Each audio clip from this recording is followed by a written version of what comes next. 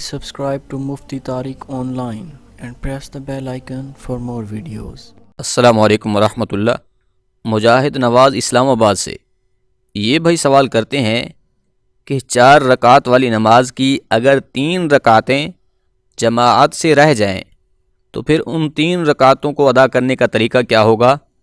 ان 3 رکعتوں میں کیا پڑھا جائے؟ براہ کرم رہنمائی کر دیجئے۔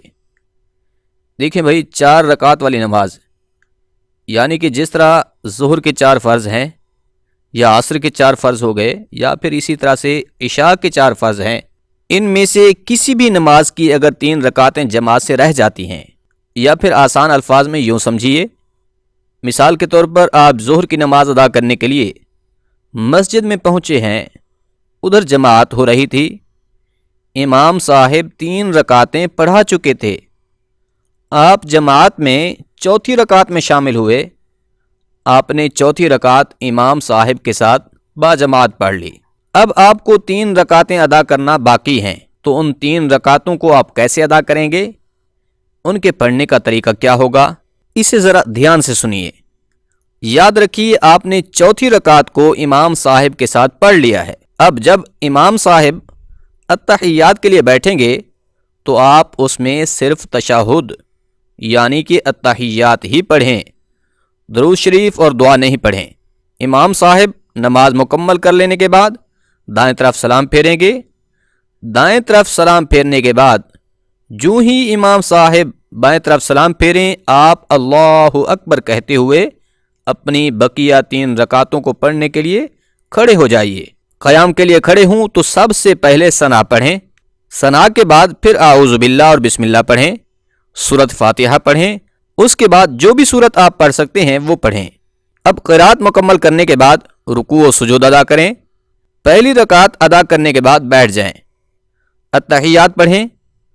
یہ اس لیے کہ امام صاحب کے ساتھ نماز شروع کرنے کے حساب سے یہ آپ کی دوسری رکعت ہے، یعنی کہ 1 رکعت تو آپ نے امام صاحب کے ساتھ پڑھ لی تھی اور دوسری رکعت اکیلے میں ادا کر لی ہے۔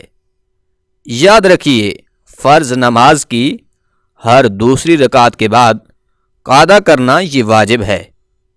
تو جب دوسری رکعت آپ نے مکمل پڑھ لی ہے تو اب آپ قعدہ کریں، التحیات پڑھنے کے بعد پھر کھڑے ہو جائیں۔ اب جب آپ کھڑے ہوئے ہیں تو اس رکعت کو آپ بسم اللہ سے شروع کریں، بسم اللہ پڑھیں، اس کے بعد سورۃ فاتحہ پڑھیں، سورۃ فاتحہ کے بعد جو بھی سورت آپ کو یاد ہے وہ والی پڑھ لیں، پھر رکوع و سجود کرنے کے بعد اللہ اکبر کہتے ہوئے تیسری رکعت کے لیے کھڑے ہو جائیں۔ اب تیسری رکعت میں صرف بسم اللہ اور سورۃ فاتحہ پڑھیں، اس کے بعد رکوع کے لیے چلے جائیں۔ رکوع و سجود کرنے کے بعد آپ قعدہ اخیر کریں، التحیات، درود پاک اور دعا پڑھنے کے بعد دائیں بائیں سلام پھیر لیں۔ تو اس طریقے سے آپ اپنی نماز مکمل کریں گے۔ خلاصہ گفتگو یہ ہے کہ اگر آپ کی 3 رکعتیں جماعت سے رہ جائیں تو انہیں اس بتائے گئے طریقے پر ادا کریں۔